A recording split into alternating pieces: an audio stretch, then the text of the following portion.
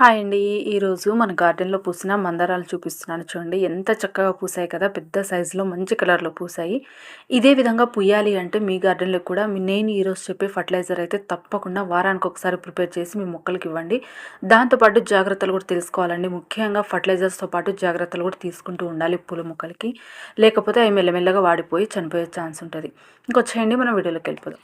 Hi అండి, అందరికీ నమస్తే. Welcome to Harika creative ideas. Please అండి, కొత్తగా మన ఛానల్ చూసినట్లయితే లైక్ చేయండి, షేర్ చేయండి, మన ఛానల్ని సబ్స్క్రైబ్ చేసుకోండి. మందారాలు చూడండి, పెద్ద సైజులో మంచి కలర్లో పూసినాయి కదా. ఈ విధంగా పూయడానికి నేనైతే మంచి మంచి ఆర్గానిక్ ఫర్టిలైజర్స్ అయితే ఇస్తూ ఉంటానండి వీక్లీ వన్స్. ప్రతి ఒక్క పూల మొక్కకి వారానికి ఒకసారి ఏదో ఒక ఫర్టిలైజర్ అయితే ఇవ్వాల్సిందేనండి. అవి కెమికల్ మాత్రం అస్సలు యూజ్ చేయకండి. కంప్లీట్ ఆర్గానిక్ ఫర్టిలైజర్స్ ఇవ్వడం వల్లే మొక్కలు ఎక్కువ రోజులు బ్రతుకుతాయి మరియు చాలా ఆరోగ్యంగా ఉంటాయి. కెమికల్ ఫర్టిలైజర్స్ ఇవ్వడం వల్ల ఏంటంటే మనకు అప్పటికప్పుడు రిజల్ట్ ఉంటుంది, కానీ తర్వాతకైతే మొక్కలు చనిపోతాయి. ఈ జాగ్రత్తలు అయితే ఫాలో అవ్వాలండి. కంప్లీట్గా రూపాయి కూడా ఖర్చు లేకుండా మన కిచెన్లో దొరికే వాటితోనే ప్రిపేర్ చేసి మొక్కలకి ఇవ్వచ్చు. ఫస్ట్ నేను తీసుకునే జాగ్రత్తలు అయితే చూపిస్తున్నానండి. ప్రతిరోజు ఇదే విధంగా పువ్వులు అయితే పూస్తూ ఉంటాయి. రోజుకి 2-3 పువ్వులైనా పూస్తాయండి ఈ ఎల్లో మందారం, ముద్ద మందారము. కాబట్టి నేను తీసుకునే జాగ్రత్తలు ఏంటంటే, ప్రతి ఒక్కరికి టెర్రస్ మీద పెంచుకోవడానికి ప్లేస్ అయితే సరిపోదు. లేకపోతే ఛాన్స్ కూడా ఉండదండి. కొంతమందికైతే అట్లాంటి ఛాన్స్ లేని వాళ్ళు చిన్న చిన్న బాల్కనీస్‌లో చిన్న చిన్న బాల్కనీస్‌లో పెట్టుకున్నా సరే ఎండ ఎక్కువ తగిలే చోటైతే పెట్టుకోండి. నేను చూడండి చిన్న బాల్కనీ ఇది. బాల్కనీలో అయినా సరే ఎండ ఎక్కువగా తగిలేటట్టు పెట్టుకుంటాను. తర్వాత వాటరింగ్ విషయానికి వచ్చేసరికి మనం బాల్కనీస్‌లో పెంచుతున్నాం కాబట్టి వాటర్ అనేది చెక్ చేసుకుంటూ ఇస్తూ ఉండాలండి ఎప్పటికప్పుడు. అంటే మనం ప్రతిరోజు బయట మొక్కలకి ఇచ్చేసినట్టు ఇలా బాల్కనీలో మొక్కలకైతే అస్సలు ఇవ్వకూడదు. వాటర్ అయితే చెక్ చేసుకుంటూ మట్టి అనేది తడిగా పొడిగా ఉందా అనేసి చెక్ చేసుకుంటూ అయితే ఇవ్వాలి. థర్డ్ టిప్ వచ్చేసి అడుగున ఉన్న ఆకులను అయితే ఎప్పటికప్పుడు తీసేసుకుంటూ ఉండాలండి. అడుగున ఉన్న ఆకుల వల్ల కూడా మొక్కకు అనేది బలం చాలా తగ్గిపోతుంది. కాబట్టి కంపల్సరీగా ఈ జాగ్రత్తలు అయితే తీసుకోండి. ఇది చూస్తున్నారు కదండి, ఇది వచ్చేసి చిన్న మందారాలు, నాటు మందారాలు. మీకు ఎక్కువగా పువ్వులు చూడాలి, మీ గార్డెన్లో కూడా ఎక్కువగా పువ్వులతో నిండిపోవాలి అంటే మాత్రం కంపల్సరీగా ఈ మొక్కనైతే పెంచుకోండి. ఎందుకంటే ఇది రెగ్యులర్గా చాలా ఎక్కువగా పువ్వులు పూస్తాయండి.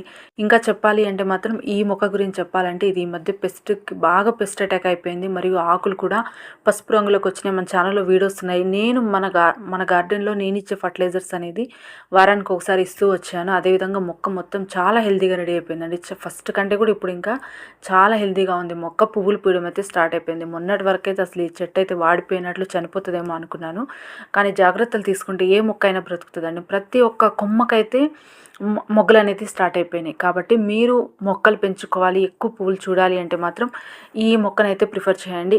దీనిలో కలర్స్ వచ్చేసి వైట్ ఉంది, పింక్ ఉంది మరియు బేబీ పింక్ కూడా ఉంది ఈ కలరు. కాబట్టి కంపల్సరీగా ఇది కొమ్మలతో కూడా పెంచుకోవచ్చు అనమాట.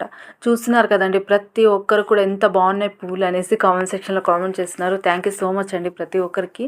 మరియు ముద్ద పువ్వులకి మనం ఎక్కువ ఫర్టిలైజర్స్ అయితే ఇవ్వాల్సి వస్తుందండి. ఈరోజు నేను చూపించే ఫర్టిలైజర్ అయితే కంపల్సరీగా వారానికి ఒకసారి ఈ మొగ్గలు రాలే సమస్య ఉన్నా కూడా తగ్గిపోతుంది. కాబట్టి ఆ ఫర్టిలైజర్ ఎలా ప్రిపేర్ చేసుకోవాలో వచ్చేయండి.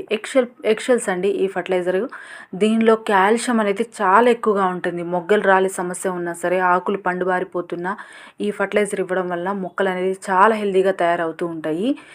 గుడ్ల పెంకులండి, మనము చెప్పాలి అంటే మాత్రం ఉడకబెట్టిన గుడ్లు అయితే తీసుకోకండి. ఉడకబెట్టిన గుడ్ల మీద పెంకు అయితే తీసుకోకండి. ఎందుకంటే దానిలో ఉన్న ఎంతో కొంత పోషకాలు అయితే ఆ వాటర్లోకి వెళ్ళిపోతాయి. అలాంటివి కాకుండా ఫ్రైకి కానీ ఆమ్లెట్కి కానీ యూస్ చేస్తాం కదా, వాటిని అయితే తీసుకొని కొంచెం అయితే కడగండి. లోపల ఆ స్మెల్ అనేది లేకుండా కొంచెం నీళ్ళల్లో కడిగేసి ఒక 2 రోజుల పాటు ఎండపెట్టేశారంటే ఇది 1 ఇయర్ వరకు నిల్వ ఉంచుకోవచ్చు అండి. 1 ఇయర్ అనే కాదు, ఎన్ని రోజులైనా సరే నిల్వ ఉంచుకోవచ్చు.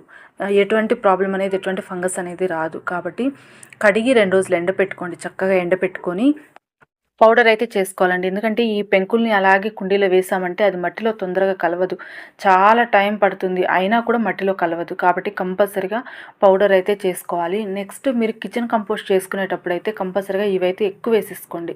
ఎందుకంటే అన్ని రకాల మొక్కలకండి, ఓన్లీ మందారాలనే కాదు, గులాబీలు, చామంతులు మరియు పండ్ల మొక్కలకు కూడా ఇవ్వచ్చు అనమాట.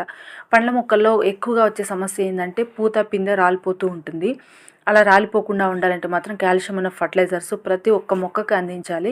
ఒకవేళ మీరు గుడ్లు వాడలేము, ఎక్షల్ పౌడర్ ఇవ్వలేము అనుకున్న వాళ్ళైతే చాక్ పీసుల పొడి కూడా ఇవ్వచ్చండి. మనం రెగ్యులర్గా ముగ్గేసుకుంటాం కదా ఇంటి ముంగట, ఆ చాక్ పీస్ను కూడా 1 నుంచి 2 రోజుల వరకు ఎండలో ఎండపెట్టామంటే తొందరగా పౌడర్ అయిపోతుంది. చాక్ పీసుల పౌడర్ కూడా వాడుకోవచ్చు. నేనైతే ఎగ్‌షెల్ పౌడర్ అయితే దీన్ని మిక్సీ పట్టేసుకున్నాను. ఇది ఎన్ని రోజులైనా నిల్వ ఉంటదండి. తడనేది తగలకుండా పెట్టుకున్నామంటే వారానికి ఒక్కసారి మీకు మీ మొగ్గలు రాలిపోతున్నాయి బాగా అనుకుంటే మాత్రం కంపల్సరీగా ఒక నెల టైం పెట్టుకోండి.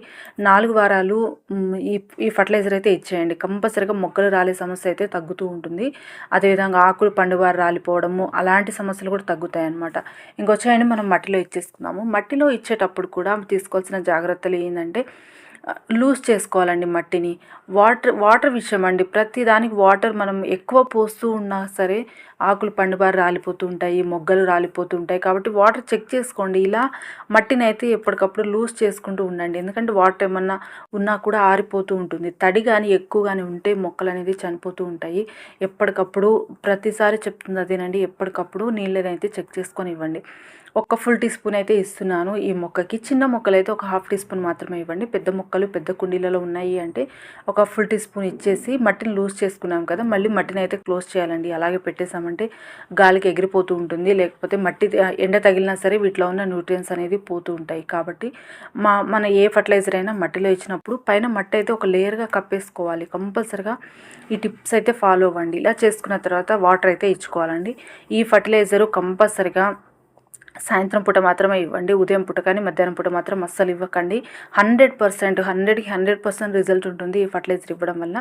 సేమ్ ఇదే ప్రాసెస్ మేము ఎగ్‌షెల్స్ ఇవ్వలేము అనుకున్న వాళ్ళైతే చాక్ పీసుల పొడి అయితే ఇదే విధంగా పెద్ద సైజ్ కుండీలకైతే ఒక టీ స్పూన్ ఇవ్వండి. చిన్న సైజ్ కుండీలకైతే ఒక హాఫ్ టీ స్పూన్ ఇవ్వండి. ఇచ్చేసిన తర్వాత కంపల్సరీగా వాటర్ అయితే ఇచ్చేసుకోవాలి.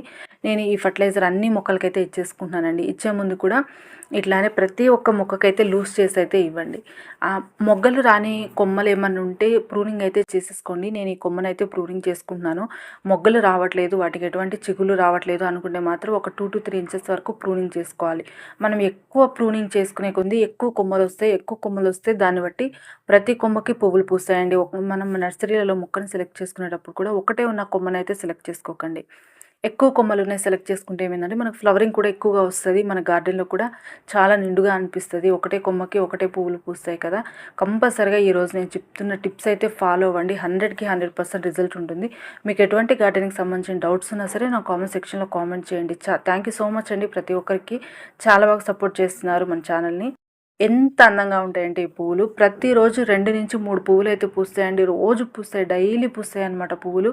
అదేవిధంగా మొగ్గలు కూడా చాలా ఎక్కువగా వస్తున్నాయి. ఏదైనా ఒక మొక్కకి ఎక్కువగా పువ్వులు వస్తున్నాయి, ఎక్కువగా మొగ్గలు వస్తున్నాయి అంటే వాటికి ఇంకా ఎక్కువ ఫర్టిలైజర్స్ ఇవ్వాల్సి వస్తుంది. ఎందుకు అంటే ఆ పువ్వులు ఉన్నంత వరకు పువ్వులన్నీ పూసేసి తర్వాత మొక్క అనేది నీరసించి చనిపోయే ఛాన్స్ ఉంటుంది.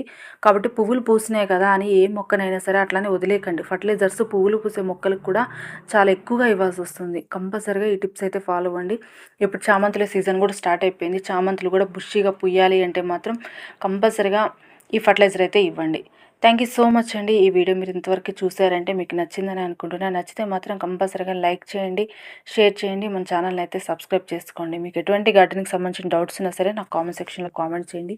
మరియు మీకు ఈ ఫ్లవర్స్ ఎలా అనిపించినాయో కూడా నాకు చెప్పండి, కామెంట్ సెక్షన్లో చెప్పండి ఈ ఫ్లవర్ ఎలా అనిపించిందో.